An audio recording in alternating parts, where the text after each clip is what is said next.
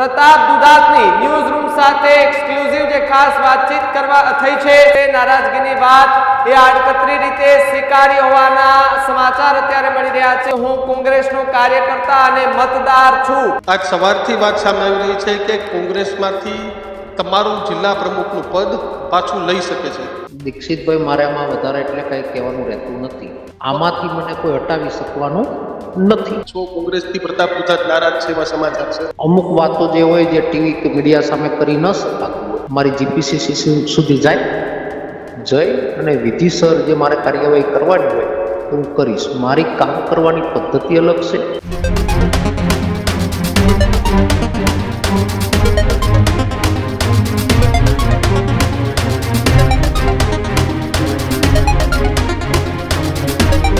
નમસ્કાર, આપ જોઈ રહ્યા છો ન્યૂઝ રૂમ અને આપની સાથે હું છું ભાવિક।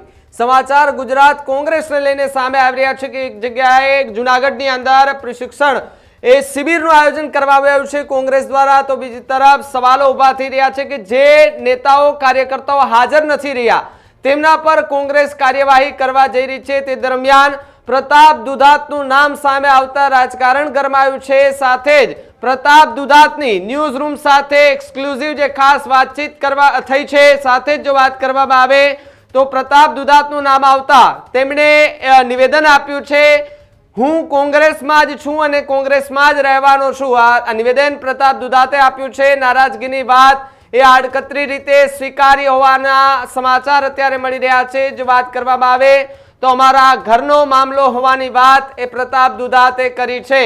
સાથે જો વાત કરવામાં આવે તો હું કોંગ્રેસનો કાર્યકર્તા અને મતદાર છું।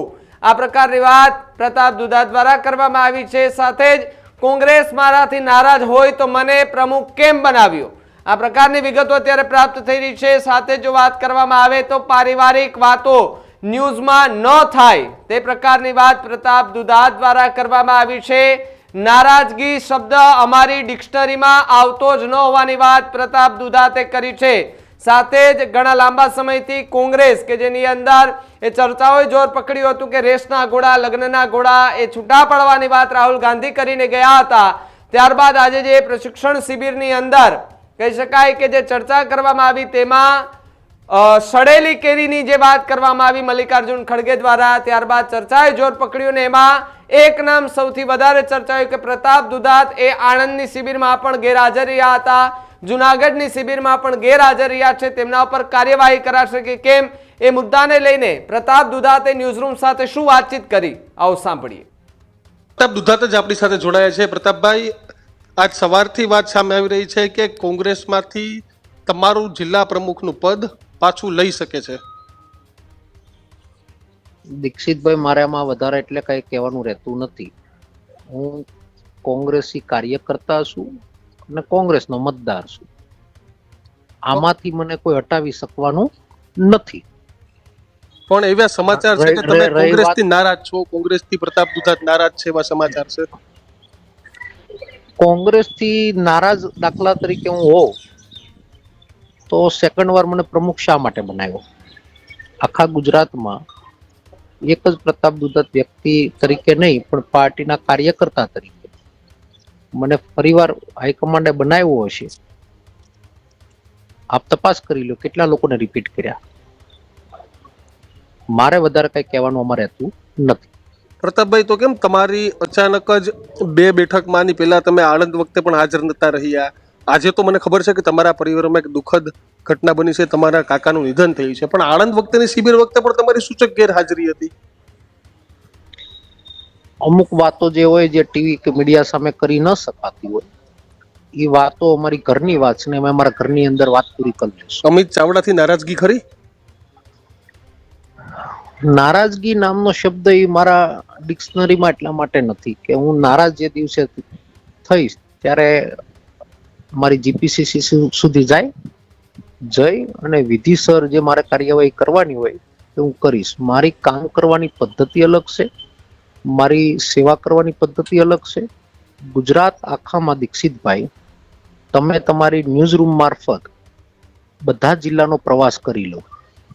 પરેશભાઈ ધાનાણી હોય, વીરજીભાઈ ઠુમર હોય કે પ્રતાપ દુધાત, આ ત્રણે જે કાર્યાલય કોંગ્રેસને 5 વર્ષ પહેલા દિલ્હી હાઈકમાન્ડ એઆઈસીસી નામનો દસ્તાવેજ કરીને આપ્યો છે.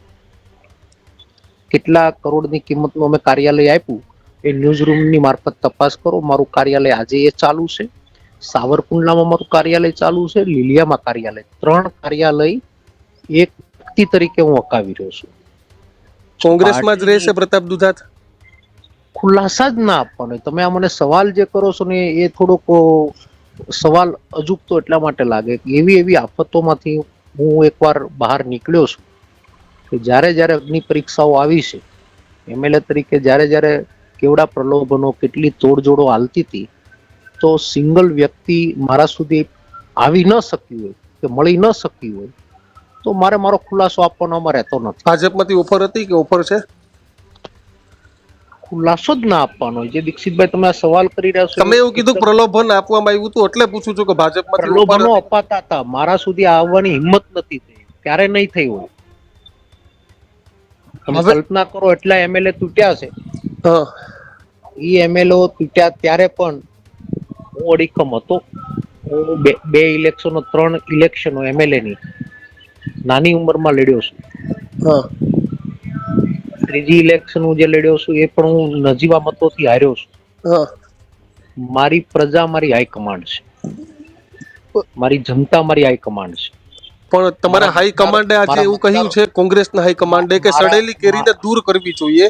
તમે ખડગેજીના નિવેદન સાથે સહમત છો? કારણ કે અગાઉ રાહુલજીએ એવું કહ્યું હતું કે ભાઈ રેસના ઘોડા લગનના ઘોડા. આજે મલ્લિકાર્જુન ખડગેજી એવું કહ્યું છે કે ભાઈ સડેલી કેરી. આ નિવેદનને તમે કઈ રીતે જોઈ રહ્યા છો? મારા રાષ્ટ્રીય પ્રમુખ છે, એને જે ઉદાહરણ આપ્યું છે મુહાવરાની તરીકે આપ્યું હોય, અને એ કોને સડેલી કેરી ગણતા એનું બધી હાઈકમાન્ડની ટીમો કામ જિલ્લા સ્તરે કરી રહી છે અને એનું રિપોર્ટિંગ ડાયરેક્ટ દિલ્હી જઈ રહ્યું છે. જેને પણ જ્યાં યોગ્ય સ્થાન આપવાનું છે હાઈકમાન્ડ આપ્યું છે, અને હજુ ઘણા બધા પાર્ટીના પાયામાંથી સુધારા ચાલી રહ્યા છે, અને એમાં વધારે મારે એટલા માટે કઈ ના કહેવાય કે હાઈકમાન્ડ છે. આમ આદમી પાર્ટી પડકાર છે ને આ તમામની વચ્ચે કોંગ્રેસમાં વિખવાદો કઈ રીતે જુઓ છો? ગુજરાતની અંદર અમુક ટીવી વાળા, અમુક પત્રકારો, અમુક જેને લાગુ પડતું લઈ શકે, કે જે આમ આદમી પાર્ટીની વાતો કરે, બીજેપીની વાતો કરે. હું તો એમ કહું છું કે યુપીમાં તમે જોઈ લો, 8 પાર્ટી ઇલેક્શન લડતી હોય. તમે મહારાષ્ટ્રમાં 7 પાર્ટી. આમ આદમી પડકાર છે એ પડકાર નથી, અમારો ખુદ જ અમે પડકાર છીએ. અને હું તો એવું માનું છું કે હજુ 2-5 પાર્ટી આવવી જોઈએ. એટલે પછી ક્યારેય મેં મારા જાહેર જીવનની અંદર હરીફો કેટલા પણ આવી ગયા હશે, કોઈ કોમ્પ્રોમાઇઝ વાળો મારો સ્વભાવ નથી. જેટલી પાર્ટીઓ આવે એમાં હેલ્ધી, તંદુરસ્તી હરીફાઈ થાય, અને એનાથી પ્રજા માટે રાજકીય લોકો જાગૃત રહેશે ને લોકોના કામ થશે. આમ આદમી પાર્ટી આવી છે, લોકશાહી છે, કાંડાની તાકાત હશે, એનું રિઝલ્ટ લઈ આવશે.